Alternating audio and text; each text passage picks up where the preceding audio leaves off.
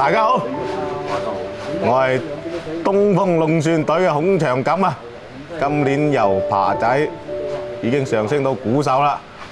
咁你先啦，咁樣。我係東風龍船隊嘅阿斌。今年開始爬，每一場訓練都未停過嘅我。努力嘅擔當。OK，係咪？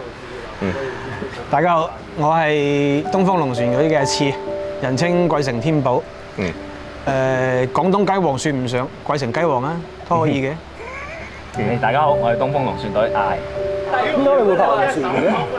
首先，我哋東風龍船咧就係16年先至開始比賽嘅，由我畢業翻嚟第5年開始籌備起呢個龍船，跟住就已經熱衷咗呢個運動噶啦。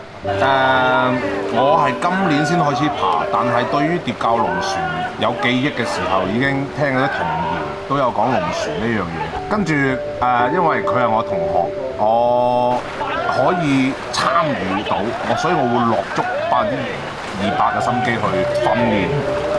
我就冇乜㗎，我都爬咗幾年㗎啦，不過就叻就算唔上，但係希望可以越嚟越叻咯。我係為咗裝嘅啫，因為我聽講咧喺呢度爬船咧冇7位數都落唔到船嘅。咁我而家落咗船咧，假假地都有6位數啦。幾好 OK。體重啊，係嘛？對於呢個爬龍船嘅記憶啦，即係雖然一個月都冇心㗎啦。講講分享一下呢個。都深嘅，都深嘅，係。都深嘅。我講先啦。哦，你講先啦，係啦。我應該讀初1到，我哥可能係讀高中嘅。咁我嗰個同學咧喺潭頭有船嘅佢，咁嗰陣時第一次落船，我對鞋仲要 Eddie 嚟嘅，學佢啊，梗係乜啲水臭到第二鞋好閪粉。明白。而家好靚啊！啲水游水得㗎，真係分流咗嘛，以前好話唔好聽，污水排埋一齊。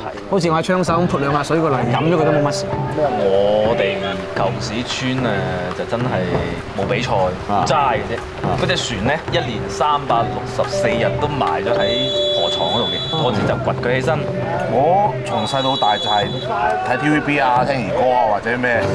嗰陣時嘅民謠就阿媽教我去睇龍船，睇雞仔。呢首歌好耐冇聽過，係啦，所以你話對於龍船有幾印象咩？我以前覺得不如去睇龍船啊，係好臭㗎，唔好去啦。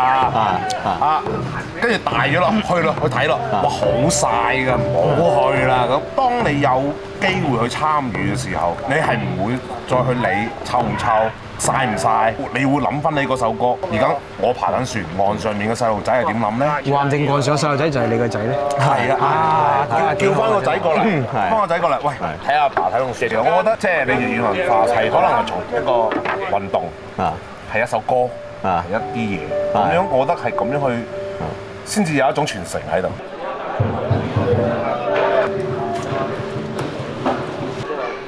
買隻去爬得唔得？即係點講？我由細到大喺疊教土生土長。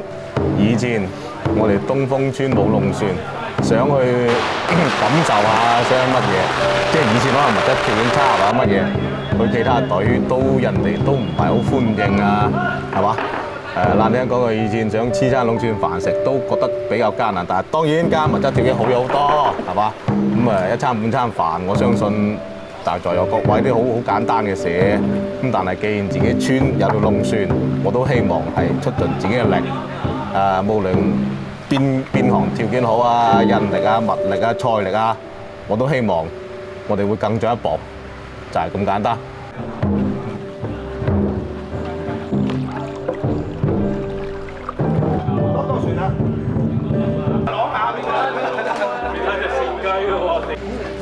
輸咗會點樣啊？輸咗點為之輸？我唔係好明白喎。有時候我認為輸咗，咪明年再努力咯。1年一個季度，係咪先？疊教龍船永遠都喺度㗎，冇人會永遠贏，亦都冇人會永遠輸。只要肯爬，終會有贏嘅人。我咁覺得。我認為首先贏咗自己咯，應該就唔會點輸嘅，因為畢竟我哋都好努力咁去訓練，應該會1年比1年好。最緊要超越自己。今年超越上一年嘅自己，下一年超越今年嘅自己。疊教呢個地方對於你疊教就係我母親父親，我土生土長。你唔好理我揾幾多錢，你唔好理我做幾大生意，你唔好理我有幾大官職或者係乜嘢，我始終係疊教人，就係咁簡單。係啊，疊教既然有呢個龍船運動，我相信我爬到死為止。好嘢，咁樣 OK 唔好？係啊，真係啊，可以可以可以可以。